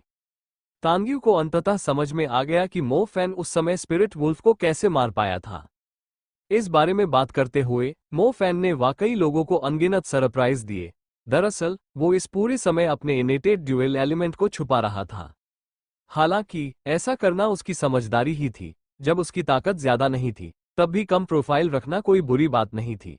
अब जब मो फैन के पास झानकोंग जैसे लोग हैं जो उसका उत्साहपूर्वक समर्थन कर रहे हैं तो उसका भविष्य का विकास बहुत आसान हो जाएगा। बस उन्हें यह नहीं पता था कि क्या यह व्यक्ति अपने अतुलनीय जन्मजात द्वैत तत्व का सही ढंग से उपयोग कर पाएगा और देश भर के अन्य असाधारण प्रतिभाशाली लोगों से खुद को अलग पहचान दिला पाएगा। आज रात मो फैन ने स्वाभाविक रूप से सभी को आश्चर्यचकित कर दिया था। मैजिक एसोसिएशन, हंटर्स यूनियन और बो सिटी आर्मी ने मिलकर इस खबर को दबा दिया। स्वाभाविक रूप से इस मामले का इतने कम समय में फैलना संभव नहीं था। संपादकीय टिप्पणी, मुझे लगता है कि किसी ने टेलीफोन और इंटरनेट युग के बारे में नहीं सुना है। बेशक, इस जादुई द्वंद्व युद्ध का सबसे बड़ा फायदा सिर्फ अपने परिवार की गरिमा को वापस पाना नहीं था। सबसे महत्वपूर्ण बात थी वो शहर के भूमिगत पवित्र झरने में प्रवेश करके पूरे एक हफ्ते तक साधना करने का अवसर प्राप्त करना।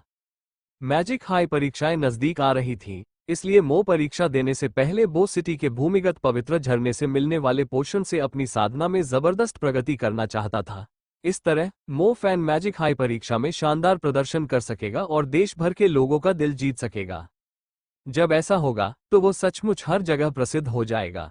ये कहा जा सकता है कि यह मो फैन को भविष्य में जादू की साधना के लिए एक आदर्श मार्ग प्रदान करेगा। भूमिगत पवित्र झरना, ये किस प्रकार का विशेष खेती का मैदान है? मो फैन इसके लिए उत्सुकता से प्रतीक्षा करने से खुद को रोक नहीं सका। बताया गया कि कई जादूगर जो प्राथमिक स्तर पर अटके हुए थे भूमिगत पवित्र झरने की मदद से इंटरमीडिएट स्तर तक पहुंच गए थे। वो शहर का एक इंटरमीडिएट जादूगर बहुत अच्छा माना जाता था। इसके अलावा मो फैन एक जन्मजात द्वितत्व जादूगर था। इंटरमीडिएट रैंक तक पहुंचने के बाद उसके पास जादू का तीसरा तत्व भी होगा। इस तरह की बहुमुखी प्रतिभा इंटरमीडिएट जादूगरों के बीच एक बड़ा फायदा साबित होगी। ठीक है, मुझे निश्चित रूप से इस दुर्लभ अवसर का उपयोग अपनी ताकत बढ़ाने के लिए करना चाहिए। Underground Holi spring silver commerce tower के नीचे स्थित था, जिससे मो फैन हैरान रह गया। ऐसा इसलिए था क्योंकि जिस छत पर उसकी मून इंगजू से मुलाकात हुई थी वो सिर्फ एक इमारत दूर थी। ये सिल्वर कॉमर्स टावर एक सीधे विशाल पंचकोण जैसा दिखता था। लोग इसे गगनचुंबी इमारत बताते थे, लेकिन ये बो शहर के बीचों बीच स्थित एक विशाल पंचकोणीय शिवालय जैसा दिखता था। सिल्वर कॉमर्स टावर की ऊंचाई लगभग 200 मीटर थी। पूरा बाहरी भाग मजबूत कांच से ढका हुआ था। धूप में ये किसी खुली तलवार की नोक जैसा दिखता था। रात होते ही पूरा टावर जगमगाती रोशनी और चटकीले रंगों से भर जाता था। दूर दूर तक फैले शहरी इलाकों से शाम के समय इसके घूमते हुए इंद्रधनुषी रंग दिखाई देते थे। इसे बो शहर की एक प्रतीकात्मक संरचना माना जाता था। कहा जाता था कि सबसे ऊपरी मंजिल पर स्थित विशाल सम्मेलन कक्ष मू जोयुन का था और बो सिटी का स्वर्गीय खजाना, भूमिगत पवित्र झरना, असल में सिल्वर कॉमर्स टावर के नीचे स्थित था। टावर के अंदर काम करने वाले सफेद और सुनहरे कॉलर वाले कर्मचारियों को यह भी नहीं पता था कि इस जगह की 15वीं उपमंजिल भी है। एक लिफ्ट, जो किसी गुप्त सेवा मुख्यालय जैसी लग रही थी, मो फैन को टावर की 15वीं सब फ्लोर पर ले गई। मो फैन ये जानकर दंग रह गया कि यह जगह वाकई किसी गुप्त संगठन जैसी लग रही थी। उन्होंने असल में एक गुप्त सुरक्षा वाला भूमिगत हॉल खोदा था। भूमिगत हॉल का निर्माण विशेष क्रिस्टलीय चट्टानों से किया गया था। एक नज़र में आप बता सकते थे कि इसे किसी बहुत ही विश्वसनीय निर्माण विशेषज्ञ ने बनाया है। भूमिगत हॉल की रखवाली के लिए एक गश्ती दस्ता तैनात था। गश्ती दस्ते का कप्तान भी एक मध्यवर्ती जादूगर था। एक मध्यवर्ती जादूगर प्रवेश द्वार की रखवाली कर रहा था। इससे पता चला कि भूमिगत पवित्र झरना बो सिटी के लिए कितना महत्वपूर्ण था। इस टोटेम द्वार के पीछे भूमिगत पवित्र झरना है। आपको साधना के लिए 1 सप्ताह की अवधि के लिए इसमें प्रवेश करने की अनुमति है। भूमिगत पवित्र झरना स्वयं एक चक्र बनाए रखेगा, इसलिए इसे स्पर्श न करें। आपको बस भूमिगत पवित्र झरने के बीच में चमड़े की चटाई पर ध्यान या नियंत्रण में प्रवेश करते समय बैठना है। म्यू जोयुन का मूड खराब था जब उसने मो फैन से ये कहा। इस भूमिगत पवित्र झरने को मूल रूप से युआंग द्वारा लिया जाना था। किसने सोचा होगा कि इसे ये बच्चा मो फैन ले जाएगा?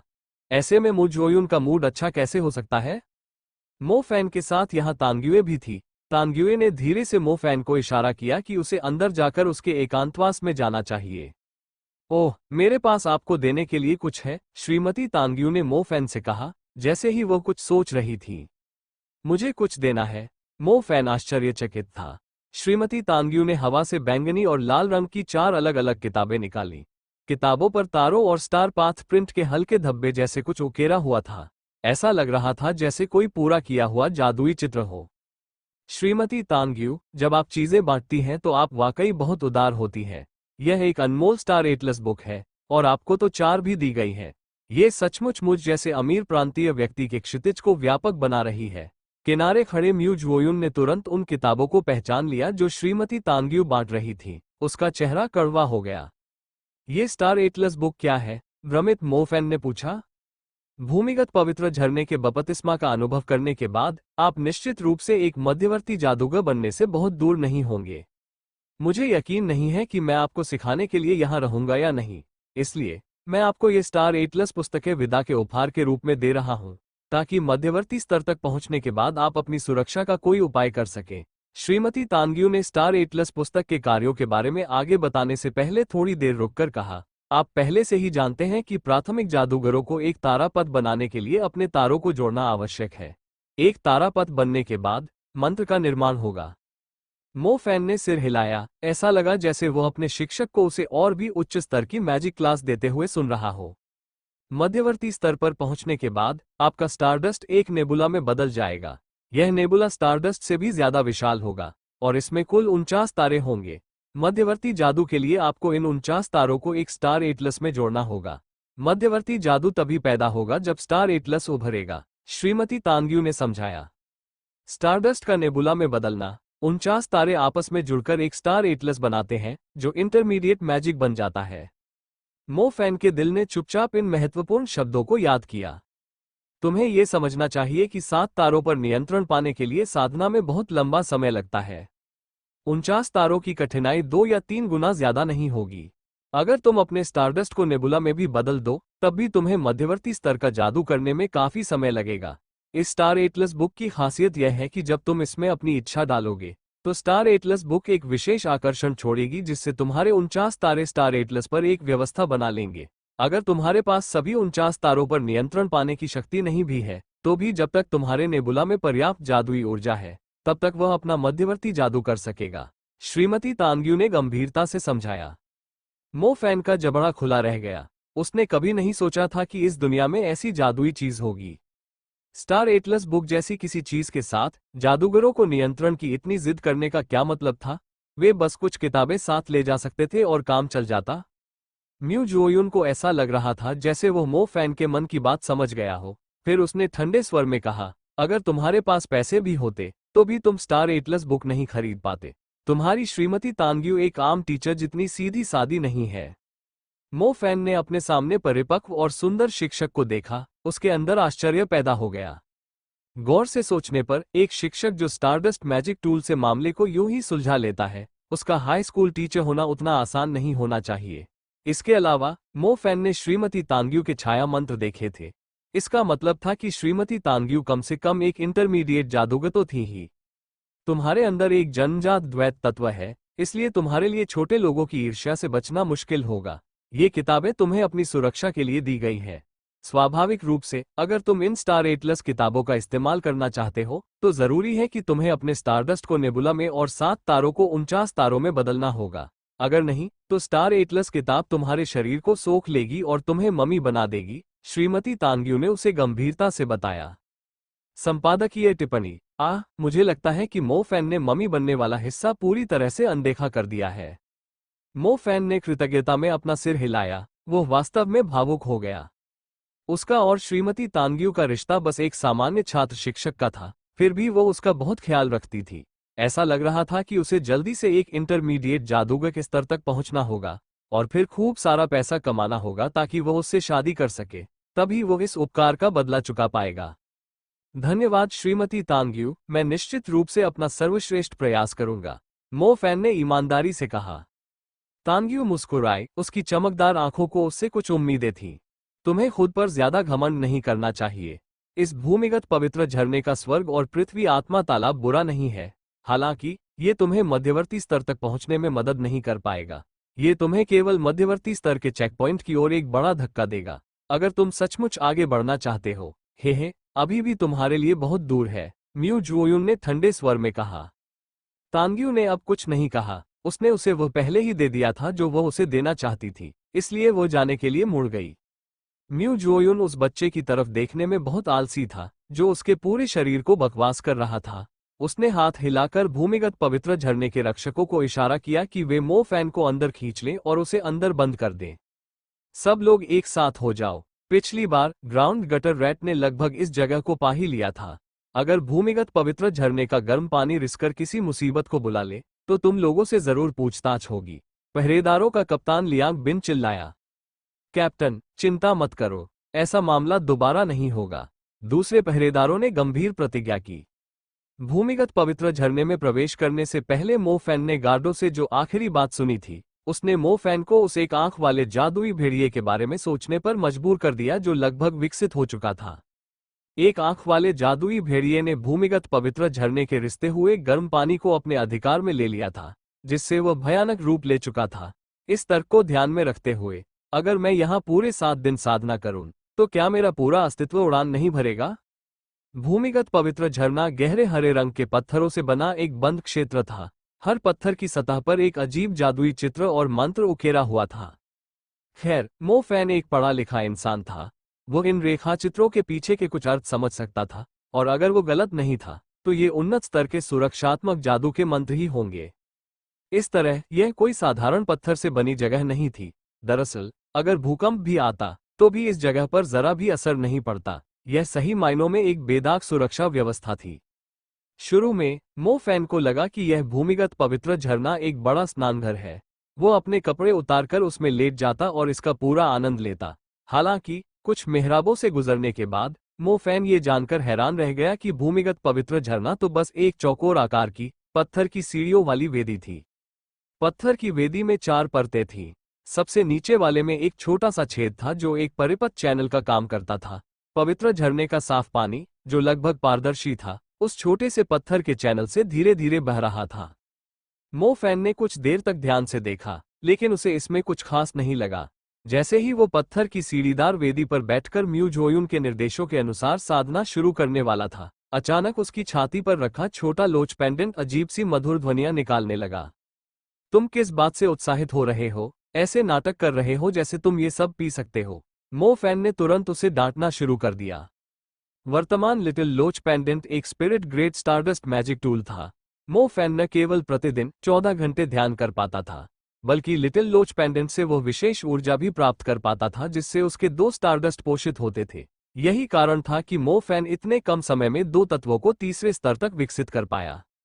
इतने सारे लोगों वाले स्कूल में भी जिन लोगों के पास हाई स्कूल के तीसरे साल से पहले ही प्राथमिक जादू का दूसरा स्तर था, उन्हें प्रभावशाली माना जा सकता था। मो फैन उन परिस्थितियों में उनसे एक स्तर आगे निकल गया जहां उसे एक और तत्व साधना था। यह एक spirit great stardust magic tool की क्षमताओं को प्रदर्शित करने के लिए पर्याप्त था। क्या यह संभव है कि लिटिल लोच पेंडेंट भूमिगत पवित्र झरने के गर्म तालाब को अवशोषित करने में सक्षम है? मो फैन को अपने पेंडेंट की प्यास महसूस हुई। उसका दिल सोचने से खुद को रोक नहीं सका। स्टारडस्ट मैजिक टूल और अंडरग्राउंड होली स्प्रिंग की प्रकृति एक जैसी होनी चाहिए, इसलिए ये जादूगर की साधना को तेज कर सकता है। अंडरग्राउंड होली स्प्रिंग में ऊर्जा की एक विशाल मात्रा होती है, इतनी अधिक कि यह जादूगरों को प्राथमिक स्तर से मध्यवर्ती क्षेत्र पर आक्रमण करने में मदद कर सकती है। क्या मुझे कोशिश करनी चाहिए? अगर लिटिल लोच पेंडेंट सचमुच इस जगह से ऊर्जा सोख सकता है, तो क्या यह एक बार फिर से और भी बेहतर क्वालिटी के स्टारडस्ट मैजिक टूल में तब्दील नहीं हो सकता? मो फैन के दिमाग में कुछ बेशर्मी भरे विचार तैर रहे थे। स्कूल के स्टारडस्ट मैजिक टूल की ऊर्जा को लिटिल लोच पेंडेंट द्वारा पूरी तरह से अवशोषित कर लिया गया था। यदि भूमिगत पवित्र झरने के भीतर विशेष गर्म तालाब को अवशोषित कर लिया गया था, तो क्या यह उसके शरीर पर भूमिगत पवित्र झरने को ले जाने के बराबर नहीं होगा? भूमिगत पवित्र झरना साल में सिर्फ एक बार खुलता था। ये सिर्फ एक होनहार जादूगर को ही साधना का समय दे पाता था।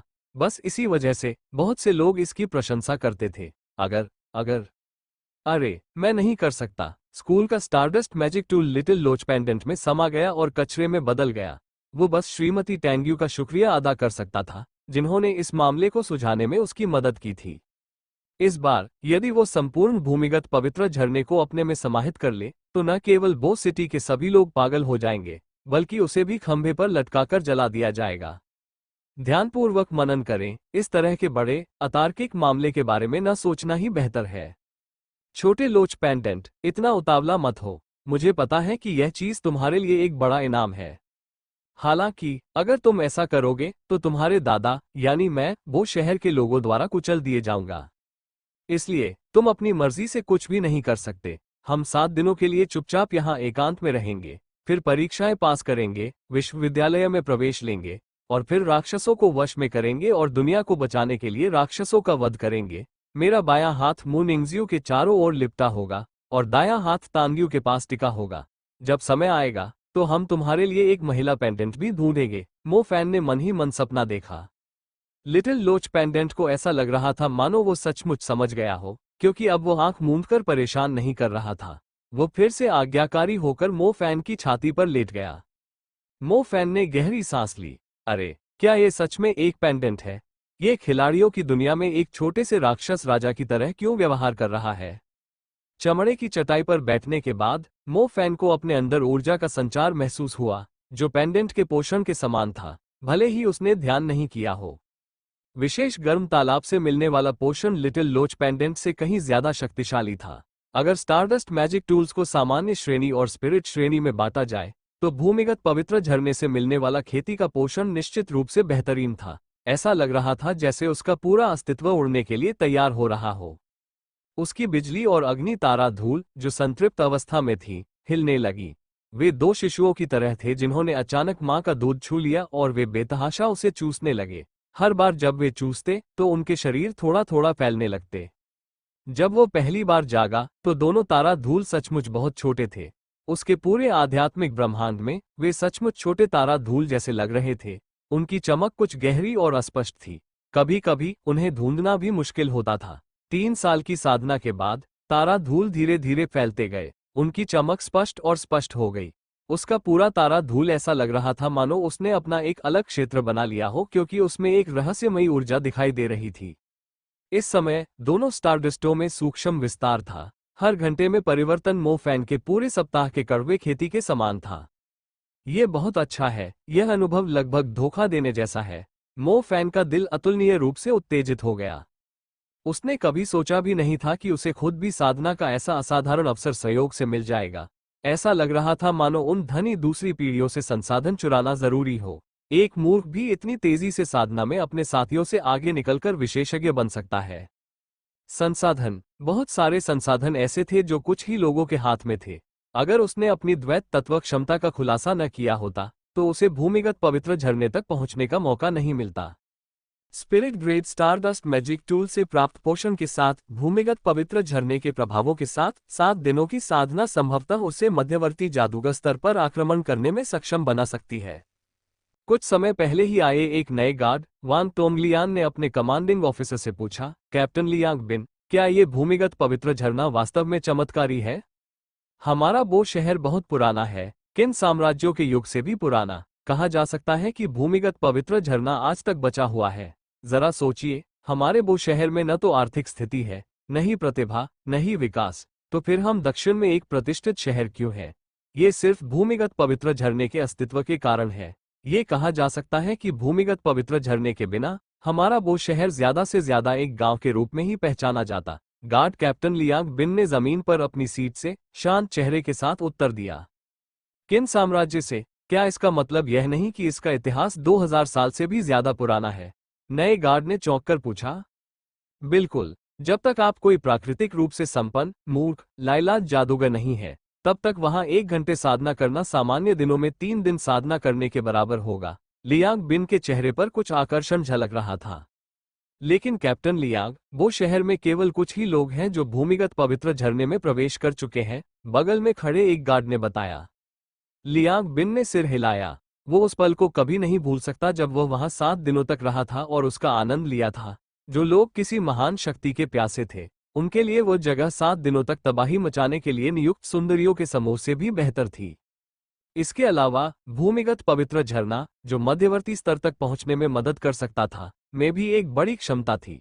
अगर आप लंबे समय तक उसकी रखवाली करते, तो भले ही वह एक प्रतिबंधित दरवाजे से अलग होता, फिर भी आप उसका कुछ पोषण प्राप्त कर सकते थे। वरना एक महान मध्यवर्ती जादूगर वहां क्यों रुकना चाहेगा? कैप्टन लियांग, विशाल आंखों वाले वानर चूहे द्वारा खोदी गई गुफा सुरंग मिल गई है। ये गुफा सुरंग बहुत गहरी लग रही है। अभी हम ज्यादा अंदर जाने की हिम्मत नहीं कर पाए, गार्ड की वर्दी पहने एक बहादुर और दुर्जेय दिखने वाली महिला ने कहा। महिला गार्ड की खूबसूरत आंखों में वीरता झलक रही थी। उस चुस्त सफेद वर्दी के साथ उसका आकर्षण अनोखा था। वाइस कैप्टन लिन युक्सिन, आप बहुत ज्यादा सोच रहे हैं। विशाल आंखों वाला बंदर चूहा वो शहर में आमतौर पर देखा जाने वाला जीव है, और जटिल भूमिगत नाले को खोदकर यहां तक पहुंच पाना भी कभी कभार ही देखने को मिलता है, नए गार्ड वान तोंगलियान ने कहा। लिन युक्सिन ने अपनी भौहें सिकोड़ ली। ये बहुत स्पष्ट था कि उसे ये पसंद नहीं था कि वान तोंगलियान कितना शांत था। जादूगर संघ ने इसकी जांच के लिए किसी को भेज दिया है, इसमें कुछ खास अजीब नहीं था। बेहतर होगा कि आप चिंता करना छोड़ दें, कैप्टन लियांग ने मुस्कुराते हुए कहा। लिन युक्सिन ने सिर हिलाया, लेकिन ये स्पष्ट था कि उन शब्दों के बाद भी वह ढीली नहीं हुई थी। मैं बाहर से देख लूंगी। लिन युक्सिन के बोलने के बाद वह 4 गार्डों को साथ लेकर चली गई। सभी लोग लिन युक्सिन की आकर्षक पीठ को घूर रहे थे और फिर अपना सिर हिलाने से खुद को रोक नहीं पाए। जब से लिन युक्सिन की बहन लापता हुई है, उसकी मुस्कान एक दुर्लभ वस्तु बन गई है। उफ, इस समय तो उसकी बहन का कंकाल भी नहीं मिला है।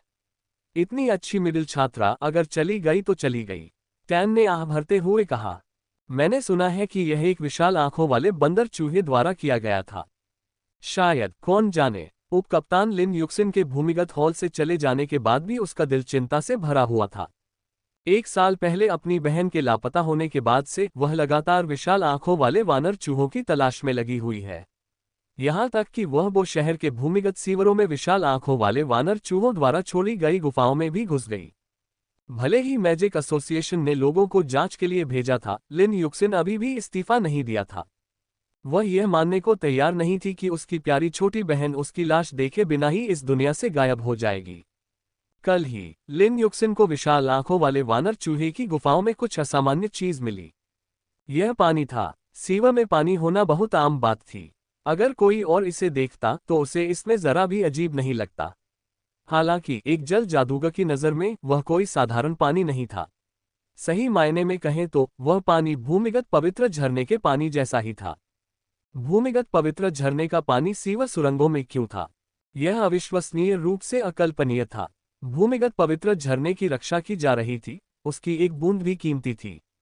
हालांकि जब उसने सीवर सुरंगों की जांच की तो पानी किसी सीवेज के बहाव जैसा था, जो पूरे दलदल में फैला हुआ था और उसे दुष्ट चूहे और तिलचिट्टे पी रहे थे। लिन युक्सिन को शक हुआ और वह इस पानी को खास तौर पर पदार्थों पर शोध करने वाले एक विशेषज्ञ के पास ले गई। मैजिक एसोसिएशन के शोधकर्ताओं ने उसे बताया था कि नतीजे आज आ जाएंगे। लिन युक्सिन एक खाली जगह पर गया और उसने देखा कि मैजिक एसोसिएशन के शोधकर्ताओं को फोन करने का समय हो गया है। कैसे हुआ, परिणाम क्या कहते हैं? लिन युक्सिन ने पूछा। शोधकर्ता ने शांतिपूर्वक कहा, यह भूमिगत पवित्र झरना नहीं है। मुझे भी यही लगा था। लिन युक्सिन ने सिर हिलाया। ऐसा लग रहा था जैसे वह बहुत ज्यादा सोच रही थी। शोधकर्ता ने आगे कहा, हालांकि इसमें विशेष प्रभाव न होने के अलावा इसके अन्य गुण अंडरग्राउंड होली स्प्रिंग के समान ही हैं। इसका क्या मतलब है? क्या इस दुनिया में दूसरा भूमिगत पवित्र झरना मिलना संभव है? लिन युक्सिन हैरान था। भूमिगत पवित्र झरना स्वर्ग और पृथ्वी से आया एक आत्मिक तालाब है। स्वच्छ होने के अलावा ये साधकों और जादुई जानवरों को भरपूर पोषण प्रदान करने में सक्षम है। भूमिगत पवित्र झरने जैसा ये जल भी एक विशेष वातावरण से उत्पन्न हुआ है, हालांकि इस पर अपने आसपास के अंधकार का प्रभाव अवश्य पड़ा होगा। आपको जो जल मिला है वो वास्तव में साधकों और जादुई जानवरों की शक्ति को कुछ समय के लिए बढ़ाने में भी सक्षम है। अंतर केवल इतना है कि यह जल एक उत्तेजक की तरह प्रतीत होता है जो जीवों के शरीर की ऊर्जा को तेजी से सोख लेता है। अपनी ऊर्जा की कीमत पर जीव पागल और विवेकहीन हो जाते हैं, शोधकर्ता ने गंभीरता से कहा। लिन युक्सिन चौंक गई क्योंकि उसने इस दुनिया में इस तरह के पानी के अस्तित्व के बारे में कभी नहीं सुना था। क्या यह हो सकता है कि यह पानी मूल रूप से अशिष्ट और काया विशाल आंखों वाले बंदर चूहे के बाहर कूदने और लोगों को नुकसान पहुंचाने का कारण था? एक और बात है, लेकिन मुझे उम्मीद है कि मैं ज्यादा सोच रहा हूं। शोधकर्ता की आवाज अचानक बेहद गंभीर हो गई। यह क्या है? अगर आप इस सीवेज के पानी को नहीं पीते तो इसे भूमिगत पवित्र झरने के नाम से भी जाना जा सकता है क्योंकि इसके प्रभाव भी वैसे ही हैं। कम से कम आप एक दिन में दोनों के बीच का अंतर तो नहीं बता पाएंगे। लिन युक्सिन को अपने शरीर पर ठंडक महसूस हुई, नकली नकलें असली जैसी। इस तरह का पानी एक विशाल आंखों वाले वानर चूहे द्वारा खोदी गई गुफा में अवर्णनीय रूप से प्रकट हुआ था।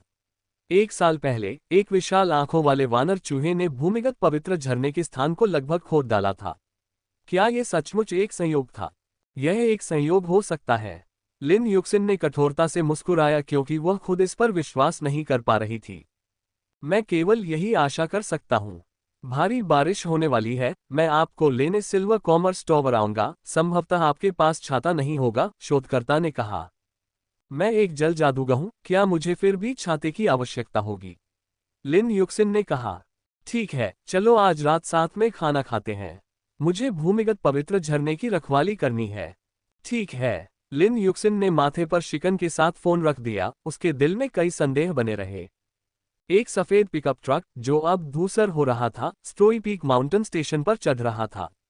स्टेशन में प्रवेश करते ही अचानक मूसलाधार बारिश शुरू हो गई।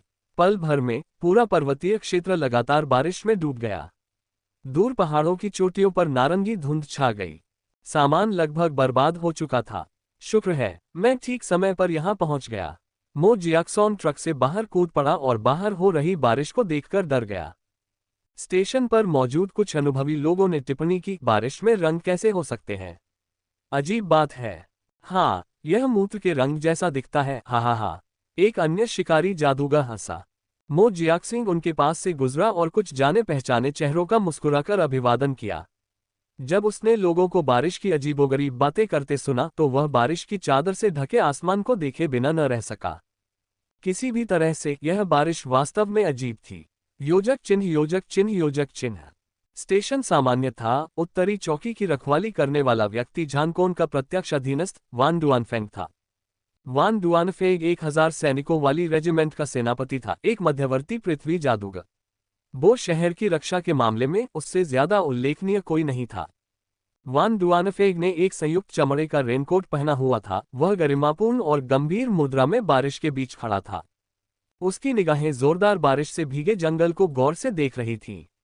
अचानक पहाड़ की पिछली दीवार से एक रोशनी का गोला पीली बारिश को चीरता हुआ निकला। अंधेरे आसमान में उसने एक हल्की सी रोशनी बिखेरी। शानदार रोशनी। वान डुआनफेंग ने अपनी आंखें चौड़ी कर लीं और उसकी अभिव्यक्ति तुरंत डूब गई। दीप्तिमान प्रकाश, प्रकाश जादूगरों का प्राथमिक मंत्र था।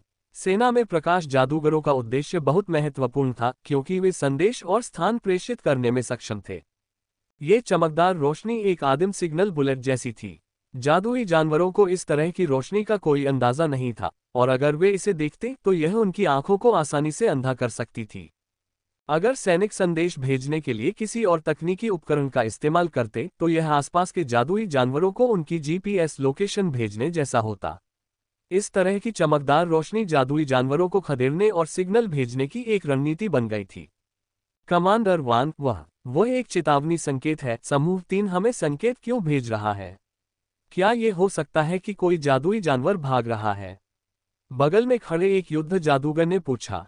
जैसे ही उन्होंने बोलना समाप्त किया, दूर से बारिश को चीरती हुई एक और चमकदार रोशनी चमकी, जो एक बार फिर से अधिक चमकदार हो गई। इस समय चौकी पर पहरा दे रहे सभी बैटलमैन चौंक गए। 2 चमकदार रोशनियां। Blue alert.